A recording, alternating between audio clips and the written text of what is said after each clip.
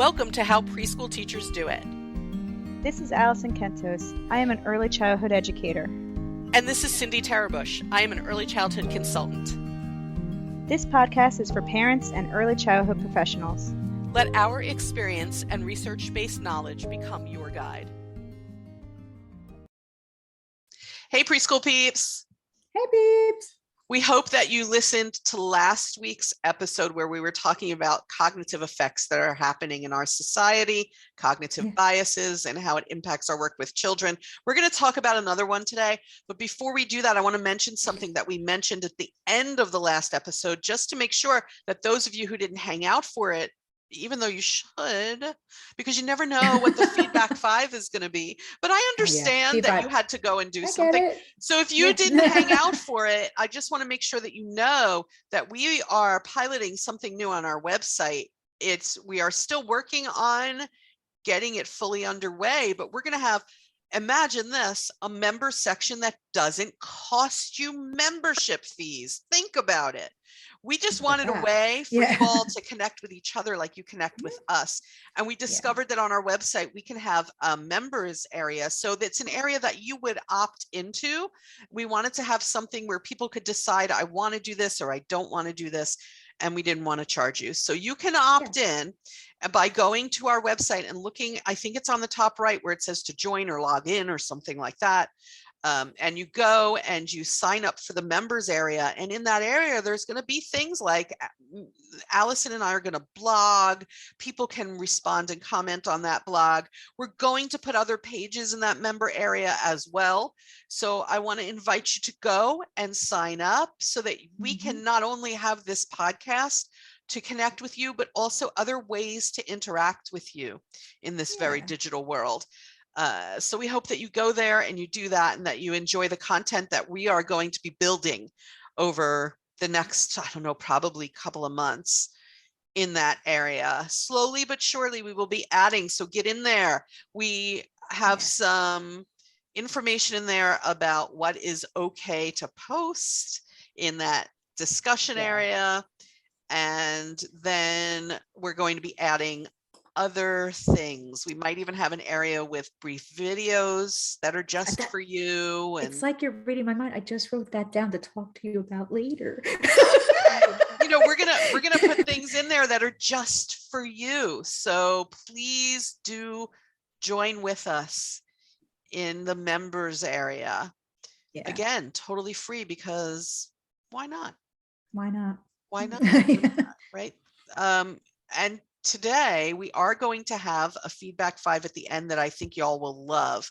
Sandwiched in between is today's cognitive bias that they're seeing evidence of in our world. Last time we talked about the digital amnesia, digital effect, Google effect, whatever you want to call it. Google effect, Go listen to it if you didn't, because it's quite something. Today's, it might entertain you to know, has been called the Ikea Effect. Such a good title. I love it. I want to give credit to where we saw this. The Ikea Effect, also the other, but the Ikea Effect, it was in an article, 50 Cognitive Biases in the Modern World. And it's by Marcus Liu, L-U. You can look that up. And there's a whole chart in there of cognitive biases. There are a whole bunch that caught our attention. A bunch. Yeah. The Ikea Effect is amazing. The Ikea Effect basically says, people are probably already laughing. Anyone who's put Ikea furniture together is already laughing. But the Ikea Effect says that this cognitive bias refers to our tendency to attach higher value to things we help create. But it's true. I'm thinking about things, furniture that I have, or my husband, by me, I mean my husband and maybe my son have put Not together. Actually you. Well, then they might assign more value to it, not you. I'm very happy to show you the picture in the directions that I don't understand, or to hand you, like part B but by me, I mean them putting it together. You know, when you put things together yourself, do you actually have it held as a higher value? And the research is showing, yes, you do. You may not even be aware of it. That's what a cognitive bias is. We're not necessarily aware of what we're thinking. And so we tend to give that higher value. I love to do jigsaw puzzles. If you've listened to this podcast for a while, you know that I probably have mentioned it before. Allison and I both are jigsaw puzzlers. We actually send them to each other when we finish them. Yeah. And I do have some puzzles that I thought were really cool. I glued them together. I framed them. I put it up. I love them. And I really wonder, is that not only that I liked the picture or what it says, is it that I put it together? It might be that. Yeah, because if you went to a store and just saw a poster of that picture framed, would you buy it? Probably No, not. you're right. So I have one, y'all can't see it. It's like behind my computer monitor on a wall on the other side of this room. And some of you may have seen this on a poster. It's like, life, find a passion and pursue it, fall in love, dream big, make it, enjoy simple things in life. It's got all these sayings about what makes a good life.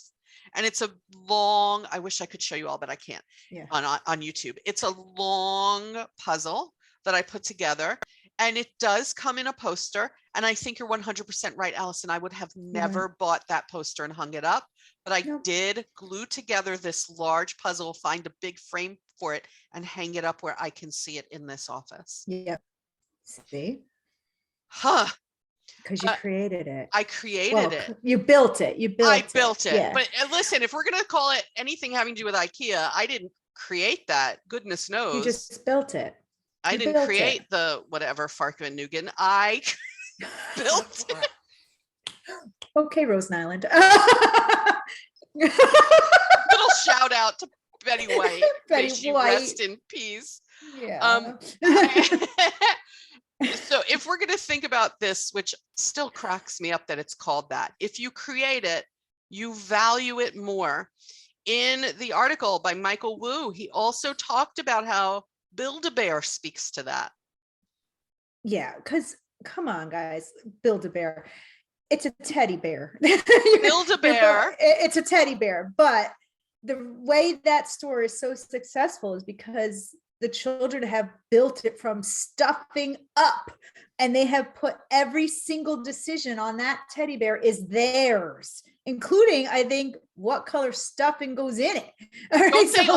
Don't they also like, they give you the heart, you touch it to your head, you touch it to your heart, you give it a kiss, you put it inside. Yeah. They have these rituals there. There's a thing I remember, oh my gosh, I went to Build-A-Bear so many times with kids, even kids that I taught and then had in my school as a director. There's a thing where they jump up and down with the bear. I don't know if they go when they wash the bear. You are. Yeah, it's like this whole thing. Don't they get like a birth certificate and everything and stuff with that? Ritual. It's like this whole thing. Yeah. And the article basically says that because you are so wrapped up in the putting together creation and the rituals having to do with this bear, that's why we prize it more than other stuffed animals. And I can totally see that. You've picked out the clothes, you've put it together, you kissed the heart and put it in. It's a psychological thing, folks.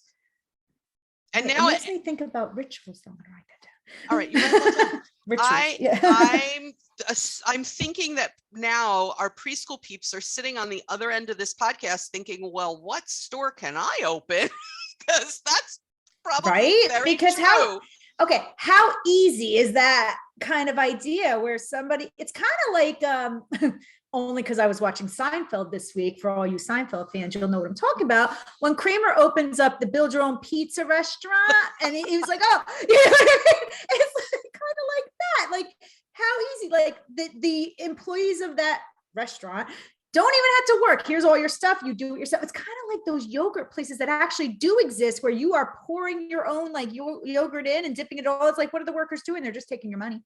There is a place by me where you can build your own pizza, or there was, I don't know if it's still there. Should be called Kramer's. It should be. Thank you, Seinfeld. seriously though, so how does this, again, we have to bring it around to the young children. Right. If you participate in the creation of something, you hold it in higher value. And I'm going to bring that around not only to children and the fact that they need to be an integral part of their education and the creation of their own knowledge so that they value what we're doing more. Yeah. And that we need to give them more time to be creative because they will value not only what they're making, but the skills behind it more. I also want to bring this to staff members.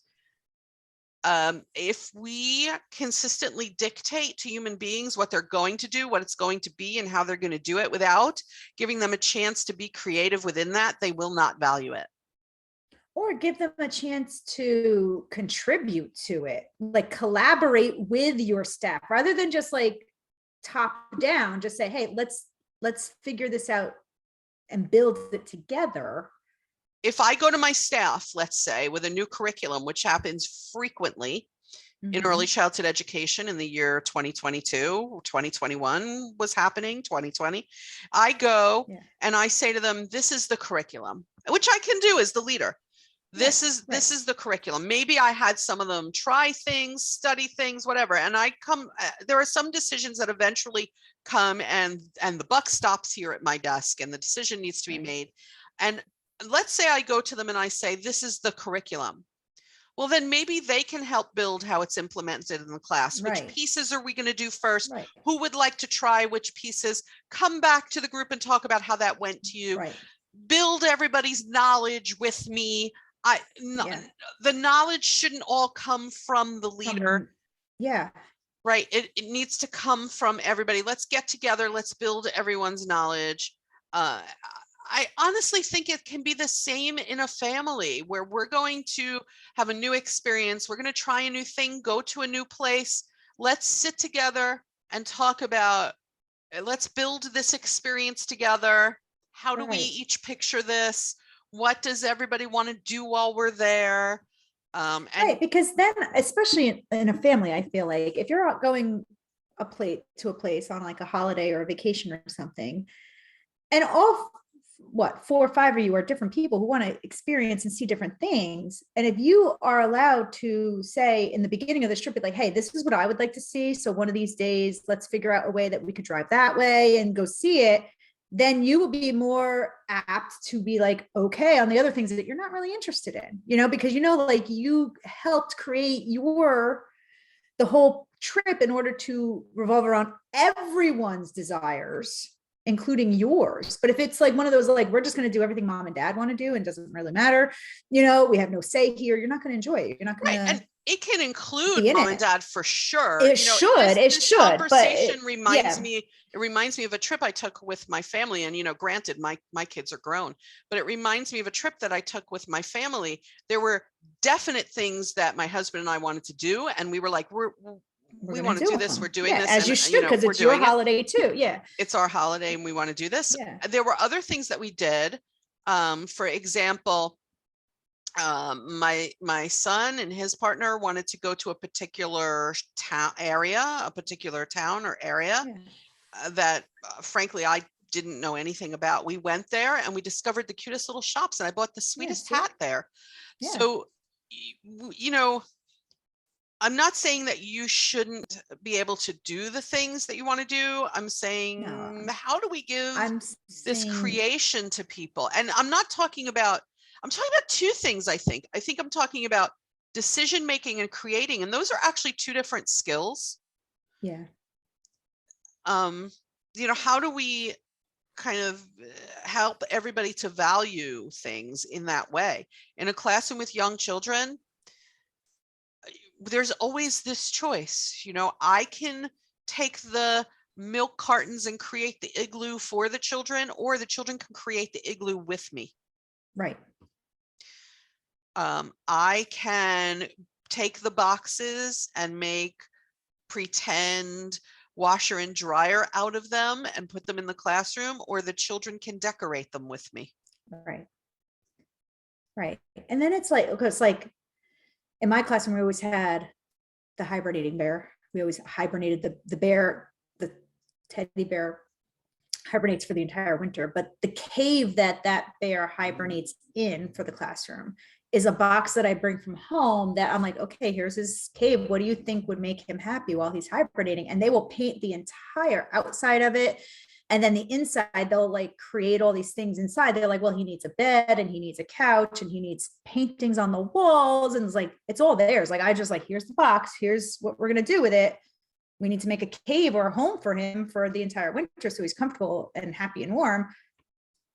I don't tell them anything that needs to go in it. They sit there and think like, this is what would make me happy if I had to sleep for 4 months, so let's give that to the bear. And it's now theirs. It's something that they will not allow me to throw away until they leave in June. Like, that thing sits in our classroom the entire year after we use it, because I think it's just, they're so proud of it. And it's I think we instinctively know, or we should know, or we've been taught that when children participate in things with us, that there's more buy-in. Mm-hmm. I think maybe the key to this whole notion of this IKEA effect is that it has to do with creating and creation and taking pieces and creating something out of it, making something out of nothing. It has to do with creation. Also being a part of it, like being a part and having a contribution, like I think that might be part of it too. There are different levels of contribution though. And contribution, if we're going to think about how can we help children to contribute to this event, this activity, this whatever, I think that we need to think about not only how can the child contribute, like I don't want to just hand the kid something, go here, put that here. Right. I want the child to be creating. I want them to have to think. I want their ideas in there. Their ideas, like not just like, here's a piece of paper, color it, we'll hang it up. It's like, no, I want your ideas of how to make this happen and work, and sometimes those idea contributions are not really a tangible thing. And doesn't this speak to what the early childhood environmental rating scales tell us about the importance of at least 1/3 of our displays being children's original and totally creative artwork? Because that's what they value, and they want to see us value it. And they want to know that their thoughts, their ideas, and their creativity have great value. So I think that the Eckers kind of supports this notion that if they create it, they will value it, and they need to know that we value their thinking process. Yeah. I also think how it's displayed should also be up to them, the artist, because like I'll have like a bulletin board that'll just be called the art gallery, and they each have their own little frame. They put whatever they want up there. Like you created something, they could change it every day if they want to, or some kids leave the same thing up there all year, but how it's hung and how it's displayed is totally up to them. Like, how do you want me to display this is what I usually ask them. How do you want this hung up? Am I right? The kids have the option to change their own thing that's hanging there. I love that. So every single frame has something different, unlike some other, classrooms that'll have like, okay, they all have snowmen out there or whatever. This is like, you want your snowman up there? Great. Cool. Listen, whatever. That's an episode that we've done. Yeah. But with then it's like, please no. To me, like those bulletin boards are like, you're forcing conformity. It's like everybody has to have a snowman out on there, and then it's like whatever. But it's like, no, like they get to choose, like even if they just doodle a little thing, they'll be like, oh, I want it hung in my art gallery. Okay, we'll put it up there. Like whatever you want goes up there because it's theirs. It's their gallery. It's their display. It's theirs, and there's creation in that. And then as you walk by, you're like, wow, every single kid is unique and different, I love that. I love that they even get to decide when it's changing. There's something that kids don't ordinarily get to decide. It's the teacher who usually decides when the bulletin board is changing or the displays are changing. I love that, Alison. That's a great idea. Okay, so folks, think about it. There is this effect where if you create it, you hold it in higher value. So if we want children to value something, they have to have a creative way of participating. Think about that. And while we're talking about positive and wonderful things to do in a classroom, we have a feedback 5 to share with you. It's sort of feedback, but it's actually something that I grabbed from a college student of mine. She snagged it. I snagged it. I read. She snagged it. It was a good one though. It was really good. It's really good. The students were writing about positive, how they would set up a positive environment in their classroom. And this student wrote something and that she would do or does with the children. And I just thought, wow, I love that. And I really want to share it on the podcast for people to think about. It is from Brittany Field, from Lincoln, California. Hey, Brittany. Brittany was so excited when I wrote to her and said, I would love to talk about this on my podcast. So, hey, Brittany, shout out to you in Lincoln, California. So they were writing about positive environment. How would they set that up? And Brittany said that she would have positive affirmations that are said with the children. Alison has the information in front of her, so I'm going to let you go ahead and share Brittany's idea. All right. So Brittany Field wrote that in order to create a positive environment, she uses positive affirmations. So every morning she creates her morning meeting by reading affirmations of a warrior mindset. Some examples of these affirmations are, I am in control of my feelings. I am smart. I deserve to be happy. I believe in myself and my goals. I am kind. I can make a difference in the world. Today, I am going to be my best self. I love that one. Yeah. It's okay to make mistakes. Let's make today amazing. I love so many of these. What a great use of your morning meeting, your circle time, your large group time to sit kids down and say, okay, today we're going to focus on, I am smart, or today we're going to focus on, name another one, Alison. I am kind. I am kind. Name another one. Today we're going to focus on, I deserve to be happy. These are such great things to go, okay, let's all think about what that means and talk about what that means. And that's going to be our focus today. As adults, many of us participate in activities now that have affirmations or positive affirmations. There are apps that give you positive affirmations, and you can have them on your home screen, on your phone, and all this stuff. I'm not so sure that we do it as a steady routine with young children. No, I don't think we do, because I think as adults, we're learning how to do that now because we never learned how to do it when we were young. Right. I would totally sit these children down and say to them, okay, I'd set up our day with the schedule cards and say to them, okay, let's all close our eyes and think about this. Yeah. I am kind. Right. Or even like, I feel like sometimes you have like these mantras that go on during the day. Like I used to say to the kids a lot, like, I can do hard things. I can do really hard things if I put my mind to it. And I would just say that to them, like, and they'd be like, no, I can't do it. It's too hard. I'm like, no, we can do hard things. That's a great affirmation. And like, I can do hard things. And I think like they just kind of, instead of, sometimes you don't even have to like, you could focus on them in the morning, but then bring them out and pull them out of this like little bag anytime you need them. So anytime somebody's having trouble, you could be like, no, you deserve to be happy. And then they remember like, oh wait, she talked about that in morning meeting the other day. Now I know what that means. You know, it's not just words to them. It's like, they actually know what it means if you're talking about it every morning. I invite you all to join Brittany Field in her quest to have positive affirmations for young children. And if you think of a really good one, or you already use some, please send them to us. howpreschoolteachersdoit.com. We will share them if you give us permission to. You just have to give us permission. You have to tell us if you'd like us to say your name and how and where you're from. Please, in writing, give us permission. That's what we need. And we would be happy to share affirmations that you already use, that you think of when you do them with the children, how you do them with the children, because it's wonderful. You can send them to us on Facebook through our Facebook page, How Preschool Teachers Do It podcast.